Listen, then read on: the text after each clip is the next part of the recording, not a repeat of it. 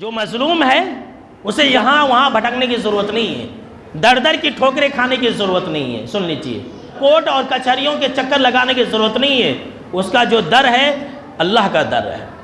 ہر مظلوم کی آہ اور پکار اور دعا اور بد دعا کو اللہ فوراً سن لیتا ہے، یاد رکھ لیجیے۔ اسی لیے جانتے ہیں حضرت معاذ بن جبل رضی اللہ تعالیٰ عنہ کو آپ صلی اللہ تعالیٰ علیہ وسلم نے جب یمن کی طرف گورنر سی ایم بنا کر کے بھیجا تو آپ صلی اللہ تعالیٰ علیہ وسلم نے خاص نصیحت کی اور کہا کہ اے معاذ، اے میری امت کے لوگوں سن لو، اتقی دعوت المظلوم فإنہا لیس بینہا وبین اللہ حجاب، کہ مظلوم کی بد دعا سے بچنا، مظلوم کی آہ سے بچنا۔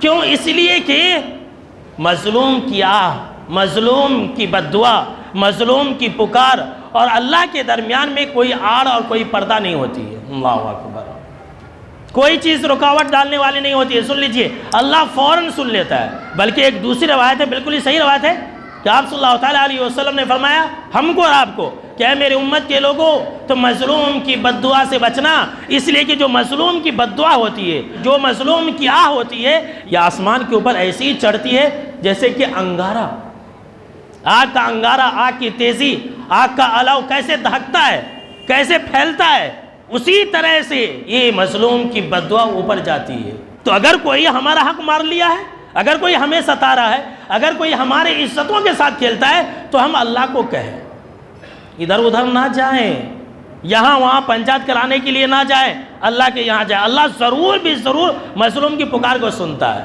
اور ایک تیسری حدیث بھی سن لیجئے، آپ صلی اللہ تعالیٰ علیہ وسلم نے یہ بیان فرمایا کہ اے میری امت کے لوگوں، تو مظلوم کی آہ، مظلوم کی پکار، مظلوم کی بد دعا سے بچو، اس لیے کہ جو مظلوم کی بد دعا ہے یہ بادلوں کے اوپر اٹھائی جاتی ہے، اور اللہ کہتا ہے کہ میری عزت اور جلال کی قسم، اے میرے بندے، میں تیری ضرور بھی ضرور مدد کروں گا، اگرچہ تھوڑی سی تاخیر ہی کیوں نہ ہو جائے۔ اللہ اکبر، اللہ اپنی حکمت کے تحت، اللہ اپنی مصلحت کے تحت مظلوم کی دعا اور بد دعا کو ضرور بھی ضرور قبول کرتا، یاد رکھ لیجئے۔ اس لیے ظالم کبھی اپنے آپ کو ہوشیار اور چالاک نہ سمجھے، حق ماننے والا کبھی اپنے آپ کو چالاک نہ سمجھے، مظلوم کیا فوراً لگ جاتی ہے۔ مظلوم کی بد دعا کے بارے میں ایک چوتھی حدیث بھی سن لیجئے۔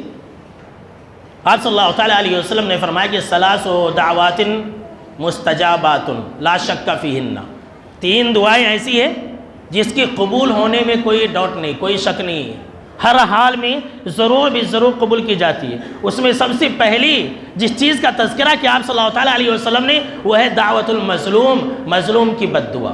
مظلوم کی بد دعا فوراً قبول کی جاتی ہے، اللہ فوراً سن لیتا ہے۔ اور دوسرا ہے دعوت المسافر، مسافر کی دعا۔ اور تیسرا ہے باپ کی دعا اپنے اولاد کے حق میں۔